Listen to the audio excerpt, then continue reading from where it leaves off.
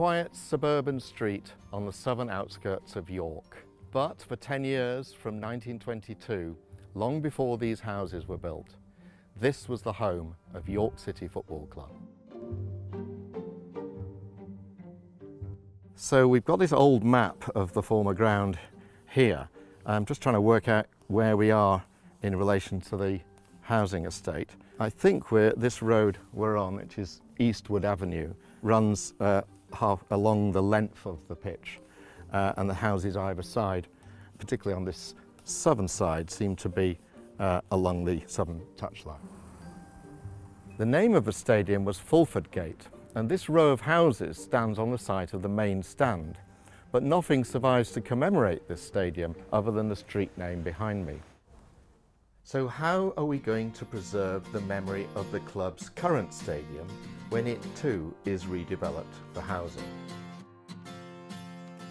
Well, now we're standing in the centre circle of Bootham Crescent, the present home of York City Football Club.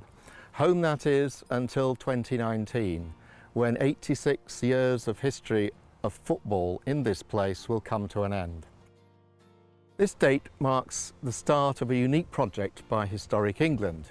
We hope to capture the memories of those fans and local residents and what this place means to them. The Beckett's run the Beckett Guest House for 12 years and enjoying it immensely. And I enjoy having the football ground on my doorstep. Been coming here for 34 years.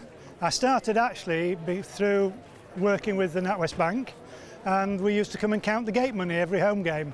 So I came to every home game, and then since I left the bank I've been coming, and since we moved away from York. What's your favourite memory of this place, the Bootham Crescent? Oh gosh, probably beating Arsenal, I think it was, in the Cup. Yeah.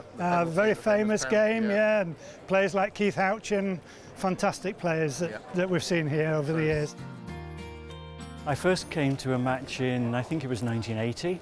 I was in the pub one Sunday night with my mates, and my mate Phil Wadsworth said, anybody fancy coming to see York City play at Stockport on Tuesday? And I said, okay, I'll come along. So we drove through to Stockport, Tuesday evening match, and I've been hooked ever since then. So what do you think should happen here once the club relocates? What do you think they should Well, build it's here, going for housing, isn't it, I would think. So perhaps some more affordable housing for people. Modern terrace type housing, I think. Could do something here to recognise the history of the ground, the club, perhaps even to recognise the former players who lost their lives in the wars. Yes. Something to commemorate, some sort of very much so. Something for the teenagers, you know, for the youth, because there isn't many places for them to do anything, you know, something to occupy them. Maybe football pitches, you know, so they can play football rather than. Well, I have a son and daughter, but my son plays football for Rufford. I mean, he would go and you know, have a kick about and everything, bring his friends. His character is part of York, you know. We'll be very sorry to see it go. Very sorry. On the one hand sad because it's tradition, but on the other hand it's somewhere new, you know, so it's further out of town, which should be a bit inconvenient for me and maybe for some other people, but that's life, you know. You have to live with the times. Yeah, I'm going to miss it. I think you've got to look forward though, so excited about going to Monk's Cross as well.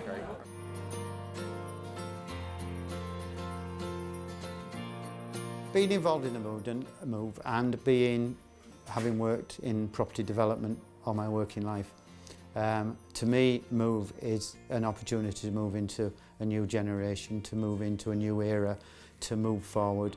I don't believe you lose memories, you take them with you. I think it's a great opportunity to have a stadium fit for purpose.